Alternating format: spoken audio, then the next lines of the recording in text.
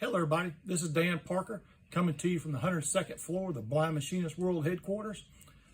I want to share the most complex part of making these pin clips today. This is the last step. But first I want to thank everybody for sharing, liking the page and all the comments. I made that video a couple months ago about me turning shoulders. It's gotten over 400,000 views and I've gained 7,500 followers, which really means a lot to me. I made this video before, so I'm gonna make it again so the new followers can see it. Please share it, describe what I'm doing. If it means anything to you, share it to your friends and family and ask them to follow the page. You know, what I do is not necessarily inspirational just to machinists that understand the trade, but to everybody. So this shape is the last thing we do on the pin clips. So it's a flat, 180-degree radius, and a flat. We're going to machine that in one step, and that's a pretty complex thing to do.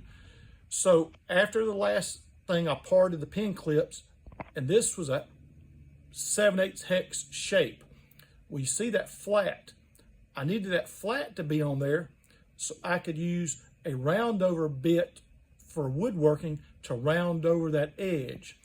So I made this jig that holds the pin clip. You can see the slot in it, and then I turn this upside down, hold it, and that allows me to machine that flat so it's 90 degrees square to the way the pin clip is.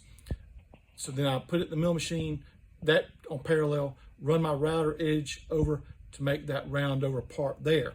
So now what we're going to do here is the flat 180 and the flat. I have my stops set up so on my long travel, I don't even have to listen to my readout. Again, if you're new to my page, I do all my setups. The only thing people helps me with is Mr. Harris has modified my 5C spin fixtures so I can have like a 4-place indexing head or a 6-place indexing head. This setup that I have here for this spin fixture, I actually come up with it in my head. I mounted the spin fixture to it. These attachments, these stops, this is my idea. You know, I put collars on the shaft, long 1/4-20 bolts, and you're gonna see how I machine these parts. So, let's put a little WD-40 on my end mill, and we'll fire at this thing and make some chips. So it's a pretty good cut at the beginning because these two sides have a lot of meat on the side. So the 808 is I'm an 808 thousandths from the end mill being dead centered on that part. So it needs to be dead center before I make the radius to make sure the center of the cut is true. So this position of my handle is roughly a little bit past the 3 o'clock position. So I'm gonna count my turns, 4 turns, to know I'm pretty close to center. 1 turn, 2 turns, I'm just starting my cut.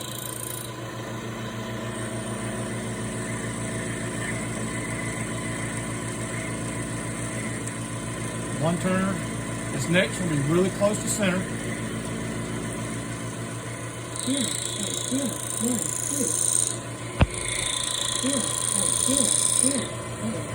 So 7 thousandths off center. It's not the end of the world because I'm roughing this in. Interrupt the cut. You see metal shavings flying. I've been feeling, I had a hoodie on this morning. It feels furry and the metal chips are sticking in it. So I knew my wife was not going to be happy with me when I do my laundry. So let's see where we're at here. So on the opposite way, I'm 600 thousandths where I need to be in the opposite direction. This handle is just a little bit between 11 and 12 o'clock position. So now I'm going to feed in the last depth for the cut. We're going to go 3 turns.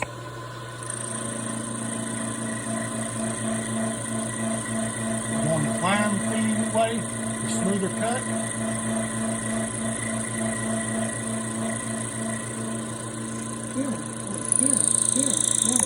All right, I hit that within 1/1000th of dead center, which is good enough for the girl I married.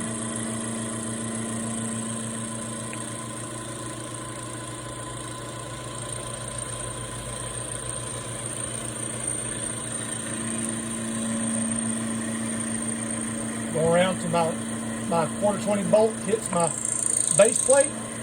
I'm feeding it the rest of my way. Make sure my hand's out of the way end wheel. Stop it. We'll take the part out and measure it and see what we're working with. All these jigs and fixtures, I design in my head. I machine myself. I set up myself. I went blind in 2012 from a drag racing accident. Early on, I decided blindness was not going to take away my passions for metalworking, racing. So I just worked hard in my shop to be where I'm at today. So this number we're shooting for is 562 thousandths, 9/16. That's the OD of my pins. Let's see where we're at. 0.5610 inches. We got it within 1/1000th of an inch. So for people that's not machinists, that means I just machined that part within that thick 1/3 the thickness of a piece of notebook paper accuracy, 1/3 the diameter of a human hair. That's how close I just machined that part. I hope you take away some inspiration.